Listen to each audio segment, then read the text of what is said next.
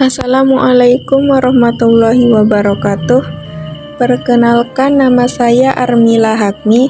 Saya dari kelas 11 IPA 2. Pada kesempatan kali ini, saya akan menyampaikan materi tentang titrasi asam basa. Apa sih titrasi asam basa itu? Pengertian titrasi asam basa adalah penentuan kadar suatu larutan basa dengan larutan asam yang diketahui kadarnya atau sebaliknya. Kadar suatu larutan asam dengan larutan basa yang diketahui dengan didasarkan pada reaksi netralisasi. Selanjutnya adalah fungsi titrasi. Fungsi indikator dalam proses titrasi adalah untuk menentukan titik ekivalen ketika dua larutan telah mencapai netralisasi. Indikator sendiri dapat berupa internal maupun eksternal. Indikator internal dicampur dengan reaktan dan biasanya menyediakan tampilan visual segera. Sedangkan indikator eksternal adalah alat elektrokimia. Tujuan melakukan titrasi asam basa adalah 1. Menentukan konsentrasi suatu larutan asam atau basa dengan menggunakan titrasi asam basa. Yang kedua, mengetahui titik ekuivalen dan titik akhir titrasi basa. Dan yang ketiga, mengetahui penetralan asam basa dengan metode titrasi. Jenis titrasi dibagi menjadi 3, yaitu titrasi asam basa, titrasi pengendapan atau argentometri, dan titrasi redoks. Yang pertama, titrasi asam basa. Titrasi asam basa yaitu penentuan kadar suatu larutan basa dengan larutan asam yang diketahui kadarnya atau sebaliknya. Kadar suatu larutan asam dengan larutan basa yang diketahui dengan didasarkan pada reaksi netralisasi. Yang kedua, titrasi pengendapan. Prinsip umumnya titrasi pengendapan adalah mengenai kelarutan dan tetapan hasil kali kelarutan dari reagen-reagen yang bereaksi. Secara umum, metode titrasi argentometri terbagi menjadi 3 macam, yaitu yang pertama, metode Mohr. Pada metode ini tidak ada indikator yang digunakan, sehingga untuk menandai titik akhir titrasi adalah tingkat kekeruhan dari larutan sampel. Dan yang kedua, metode Volhard. Metode ini menggunakan indikator yang akan bereaksi dengan kelebihan larutan standar membentuk ion kompleks dengan warna tertentu. Dan yang ketiga, metode Fajans.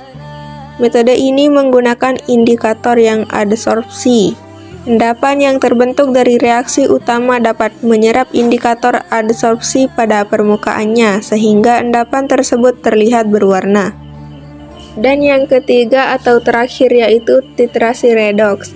Titrasi redoks adalah semula istilah oksidasi yang diterapkan pada reaksi suatu senyawa yang bergabung dengan oksigen, dan istilah reduksi digunakan untuk menggambarkan reaksi di mana oksigen diambil dari suatu senyawa. Selanjutnya rumus titrasi.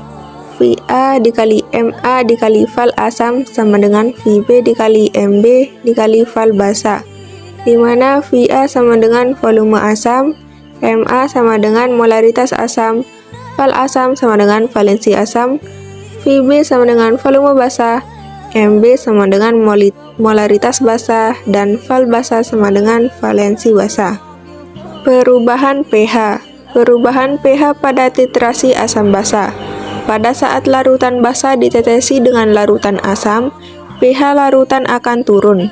Sebaliknya, jika larutan asam ditetesi dengan larutan basa, maka pH larutan akan naik.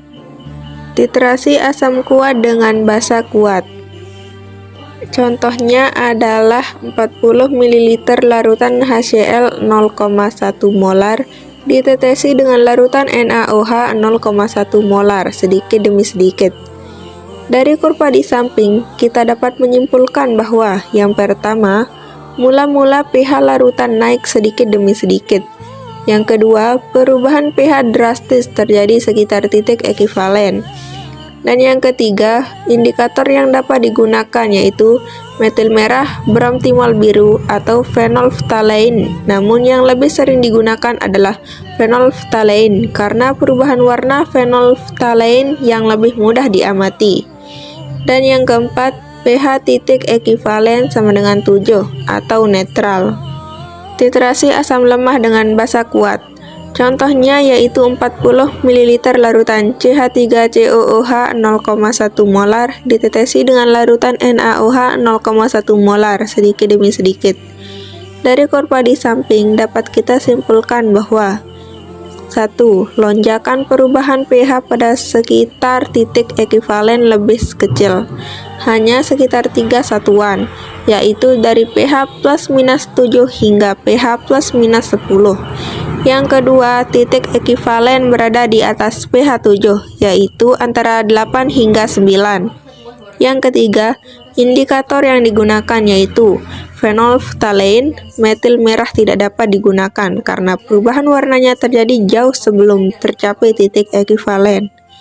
Titrasi basa lemah dengan asam kuat. Contohnya adalah 40 ml larutan NH3 0,1 molar ditetesi dengan larutan HCl 0,1 molar sedikit demi sedikit. Dari kurva di samping dapat kita simpulkan bahwa 1. Titik ekivalen berada di bawah pH 7, yaitu antara 5 hingga 6. Yang kedua, lonjakan perubahan pH pada sekitar titik ekivalen hanya sedikit, sekitar 3 satuan, yaitu dari pH plus minus 7 hingga pH plus minus 4. Yang ketiga, indikator yang digunakan yaitu metil merah. Phenolphthalein tidak dapat digunakan karena perubahan warnanya terjadi jauh sebelum tercapai titik ekivalen.